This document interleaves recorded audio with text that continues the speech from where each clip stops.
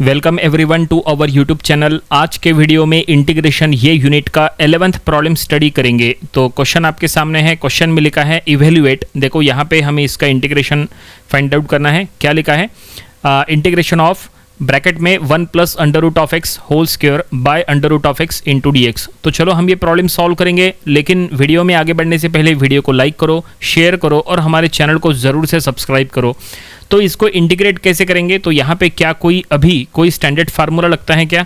नहीं, फिलहाल अभी कोई फार्मूला नहीं लगता। हम क्या करेंगे, इसको पहले थोड़ा सा सॉल्व कर लेंगे। कैसे?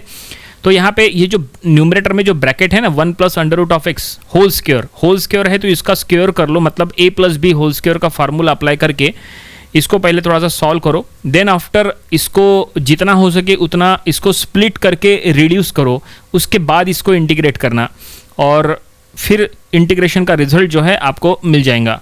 तो चलो यहाँ पे हम इंटीग्रेट करेंगे। तो सबसे पहले गिवन इंटीग्रल को हम i से असाइन करेंगे। So let i equal to given integral, that is integration of bracket में 1 plus under root of X whole square by under root of X D x.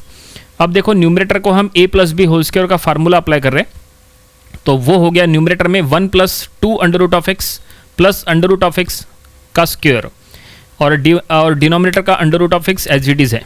ठीक है, अब क्या करो, अब हम बिल्कुल स्टेप वाइज चलेंगे, भले ही थोड़ा सा प्रॉब्लम सॉल्व करने में समय लग जाए। देखो लास्ट में जो अंडर रूट ऑफ एक्स का होल स्क्वायर था ना, तो हमने उसका स्क्वायर कर लिए तो अंडर रूट हट गया।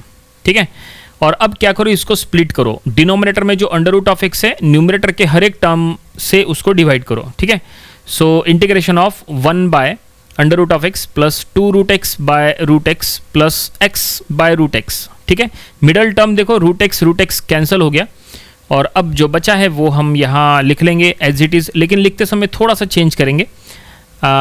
एक मिनट, यहाँ पे जो बचा है वो हम पहले लिखते हैं, अगले स्टेप में हम क्या करेंगे। देखो चेंज यहाँ पे आपके सामने है। जो लास्ट टर्म है जहाँ पे न्यूमरेटर में ओनली एक्स था, वहाँ एक्स को हमने रूट एक्स ऐसा लिख लिए। उससे क्या हुआ, रूट एक्स जो है वो न्यूमरेटर डिनोमिनेटर का एक कैंसिल हो गया और अब जो बचा है वो लिख लो। So first term 1 by root X plus second term 2 plus third term root X. ठीक है, न्यूमरेटर में जो वो एक्स है ना, वो एक्स को root X into root X कर लो, उससे आपको आसान जाएगा। अच्छा, अब ये सब होने के बाद क्या करो, रूट का साइन यहाँ से हटा दो। तो रूट एक्स मतलब क्या होता है, एक्स टू द पावर 1/2 है ना। तो फर्स्ट टर्म हो गया 1 by X to the power 1/2, then last term हो गया एक्स टू द पावर 1/2। ठीक है, और अब यहाँ पे इंटीग्रेशन से मल्टीप्लाई कर लो, अंदर के हर एक टर्म को इंटीग्रेशन से और dx से मल्टीप्लाई कर लो। तो ये देखो सभी टर्म्स यहाँ पे अब सेपरेट हो चुकी है। अब सभी टर्म सेपरेट होने के बाद अब यहाँ पे इंटीग्रेशन करो। अब यहाँ पे इंटीग्रेशन करने के लिए फार्मूला पता होना चाहिए, क्या फार्मूला होता है इंटीग्रेशन का। तो यहाँ पे कौन सा फार्मूला यूज़ करेंगे, देखो फार्मूला हम यहाँ लिख के देते हैं। अगर आपके पास कोई भी फार्मूला नहीं लिखा होता है तो तुरंत अपने नोटबुक में लिख लिया करो। तो यहाँ पे हम x to the power n का इंटीग्रेशन का फार्मूला यूज़ करेंगे। तो पता है क्या आपको? नहीं पता? देखो हम यहाँ लिख के दे रहे हैं। So integration of x to the power n dx ये होता है x to the power n plus 1 by n plus 1 plus c is the integrating constant. तो ये फार्मूला है जो हमने अभी लिख के दिया है। ये फार्मूला अब हमें यहाँ यूज़ करना है और तीनों को इंटीग्रेट करना है। तो फर्स्ट इसमें integration of x to the power -1/2 है, इट मीन्स n का वैल्यू -1/2।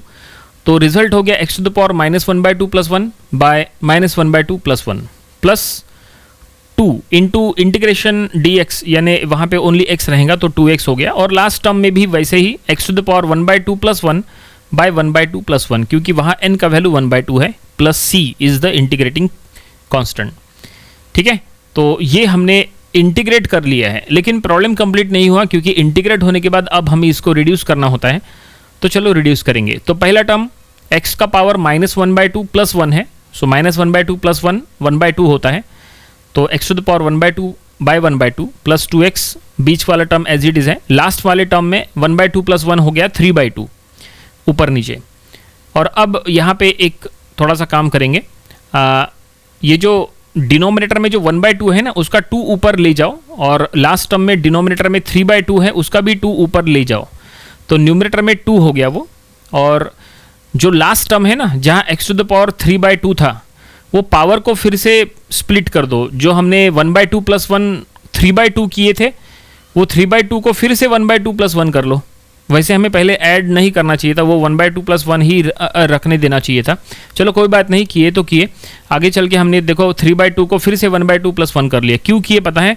देखो यहाँ पे फर्स्ट टर्म में x⁴ 1/2 है, तो उसको फर्स्ट टर्म में देखो √x आ गया, और लास्ट टर्म में अब हम x⁴ 1/2 + 1 जहाँ था, तो x⁴ 1/2 अलग किए और x⁴ अलग किए। क्यों?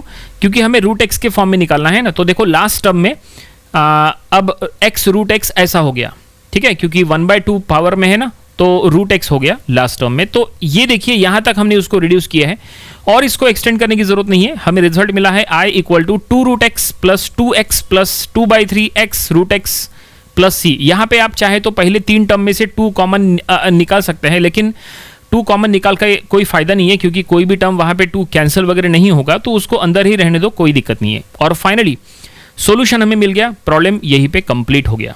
आई होप आपको ये पूरा प्रॉब्लम जिस तरह से हमने स्टेप वाइज सॉल्व किया है, सब कुछ आपको समझ में आया होगा। ये प्रॉब्लम आपको अपनी प्रैक्टिस बुक में ज़रूर से सॉल्व करके देख लेना चाहिए। तो ये था इंटीग्रेशन ये यूनिट का प्रॉब्लम नंबर 11। मिलते हैं अगले वीडियो में इसके एक न्यू प्रॉब्लम के साथ। Thanks for watching this video.